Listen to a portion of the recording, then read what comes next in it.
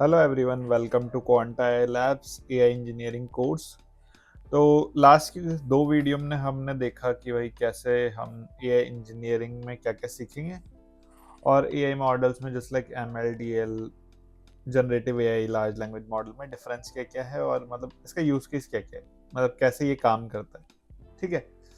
थोड़ा बहुत large language models के बारे में सीखा, मतलब ब्रेन होता है जिसमें आप डेटा कुछ भी पूछोगे तो आपको वैसे ही जवाब देगा। अगर ऑडियो टेक्स्ट मॉडल है तो टेक्स्ट की तरह जवाब देगा, इमेज वाला है तो इमेज बना के देगा। ठीक है। तो आज थोड़ा देख लेते हैं, क्वांटम विजन वाला लेक्चर बनेगा। ठीक है।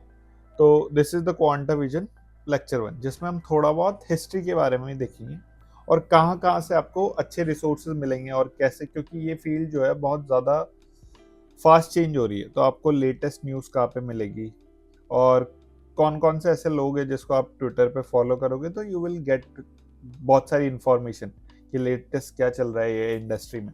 क्योंकि अगर आप आज कुछ पढ़ रहे हो तो बेसिक्स तो वो ही रहेंगे, लेकिन फ्रेमवर्क्स या कुछ नई चीज़ें आती रहती है इसमें।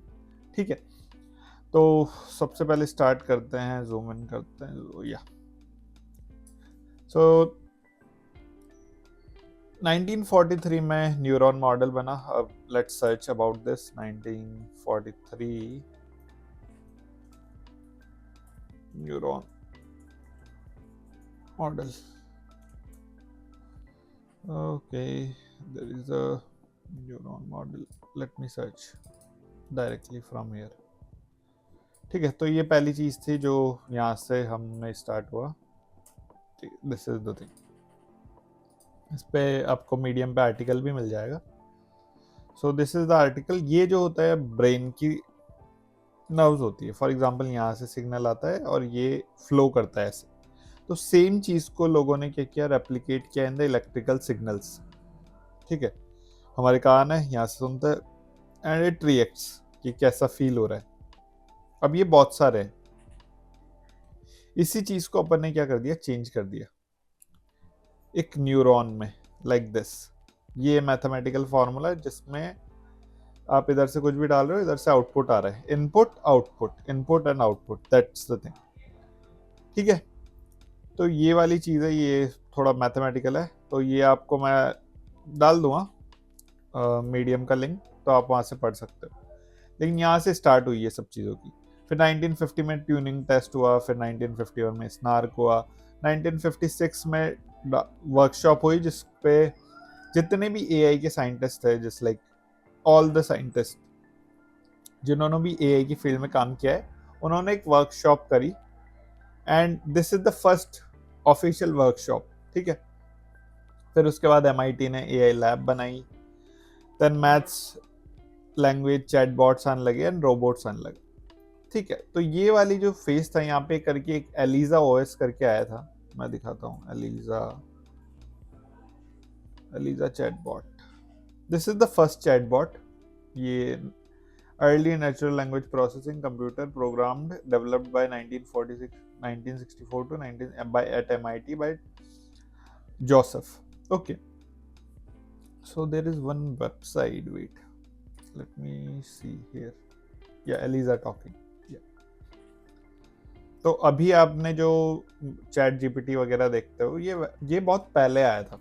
ठीक है। जब ये डेवलप्ड किया गया था, इट्स इंटरफेस भी थोड़ा वैसे ही दिया हुआ है।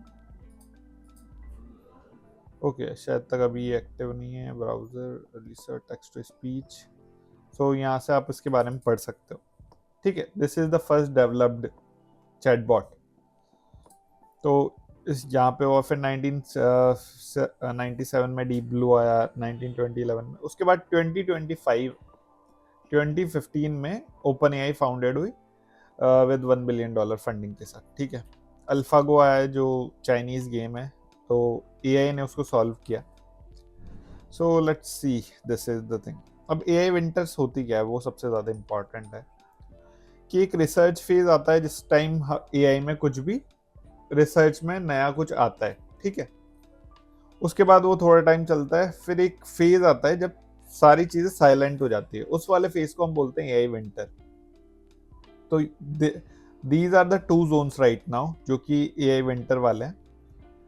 यहाँ पे कुछ कुछ रिसर्च हुई, फिर एआई विंटर, फिर बैक प्रोपोगेशन आया, उसके बाद बहुत ज़्यादा हुई जैसे लाइक CNN, RNN। इसके बाद यहाँ पे एआई विंटर है, लेकिन इसी वाले फेज में बहुत सारे neural network, deep machine learning के बाद डीप लर्निंग का फेज यहाँ से स्टार्ट हुआ 2011 से। ठीक है, डीप लर्निंग आई, फिर AlphaGo, that is the thing. उसके बाद यहाँ पर हमारे पास ओपन एआई फाउंडेड हुई। उसके बाद 2017 में एक ट्रांसफॉर्मर पेपर आया, अटेंशन ऑल यू नीड। उसके बाद बहुत सारी चीजें चेंज हो चुकी हैं। ठीक है, उसके बाद चैट जीपीटी बना है उसी आर्किटेक्चर पे, ट्रांसफॉर्मर आर्किटेक्चर पे। तो कुछ अभी जैसे लाइक हम बात करते हैं चैट जीपीटी, अपने पास 3 आया था, चैट जीपीटी 3.5 हमारे पास आया था 2023 में आया था अप्रोक्सीमेटली, 2022 और 2023 के पास। ठीक है, इसके बाद से उसमें चैट जीपीटी 4 आ चुका है, चैट जीपीटी 5 आ चुका है, क्लॉड आ चुका है, क्लॉड कोड आ चुका है, उसकी एप्लीकेशंस आ चुकी है। आपने एआई कोडिंग में तो देखा ही होगा, कर्सर यूज किया होगा या विंडसर्फ यूज किया होगा। सो आप देख रहे हो कितने सारे यूज केसेस के, तो वही है एआई एप्लीकेशन।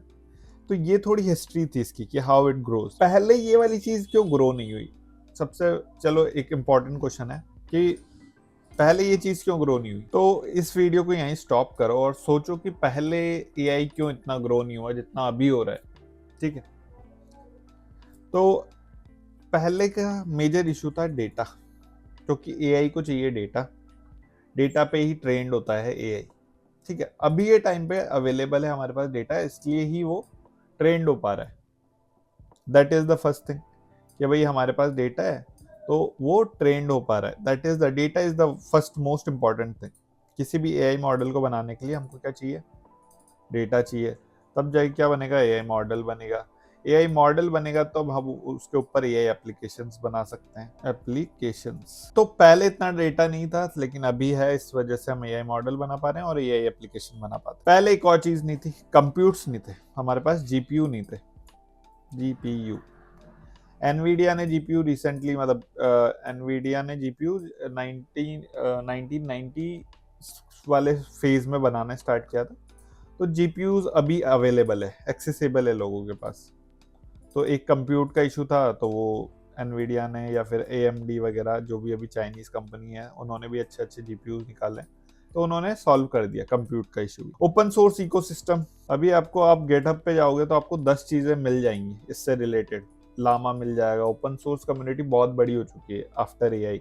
ये चीज है, तो आपको सॉल्यूशन गेटअप पे अलॉट ऑफ सॉल्यूशन मिल जाएंगे। अब क्वेश्चन आता है कि भाई इतनी सारी चीजें आ रही है कि मैं कैसे इस वाली चीजों में कैसे मैं अपडेटेड रहूंगा। That is the one thing, ये सोचो कि आपको डेली सिर्फ 15 मिनट्स, जस्ट 15 मिनट आपको LinkedIn, Twitter is the must एक चीज है जिस पे आप रह सकते हो।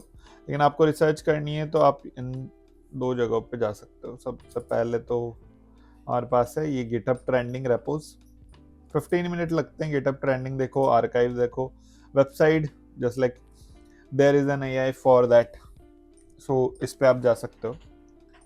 तो यहाँ से आपको research, how to do research on AI models, तो आप यहाँ से कर सकते हो। ट्विटर गाइस जिनको आप फॉलो कर सकते हो, सबसे पहले हमको सब्सक्राइब कर सकते हो, तो क्योंकि हम कंटिन्यूअसली वीडियो डालते रहते हैं ऐसी एआई ट्रेंडिंग वीडियोस पे। फॉर एग्जांपल एआई कोर्स वाला हो गया या फिर कुछ भी एआई में आता है। ठीक है, तो ये लोग हैं जिनको आप फॉलो कर सकते हो ट्विटर पे, आंद्रे कारपाती एंड ऑल, तो आपको इजी रहेगा। ठीक है, क्योंकि ये लोग डालते रहते हैं हर Sunday, every day they put something on the Twitter, तो आप अपडेटेड रहोगे। ठीक है, न्यूज़ आर्टिकल्स भी हैं, तो मैं ये दोनों चीज़ें आपको प्रोवाइड कर देता हूँ। ठीक है, यहाँ पे ये गोफी उफी तो नहीं होगा।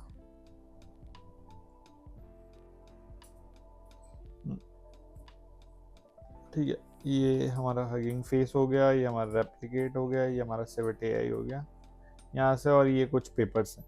ठीक है, तो आप पॉज करके आप सर्च कर सकते हो इन सारे पेपर्स को, तो आपको बहुत सारी चीज़ें यहाँ पर ही मिल जाएंगी, आपको कहीं जाने की ज़रूरत नहीं पड़ेगी। और अगर डेटा सेट वगैरह चाहिए तो आपको यहाँ से मिल जाएगा डेटा सेट।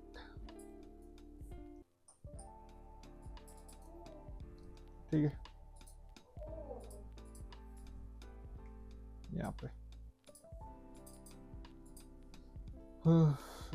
मोस्टली यहाँ पर आपको सारा डेटा सेट मिल जाएगा, इसकी दोनों की ज़रूरत नहीं है।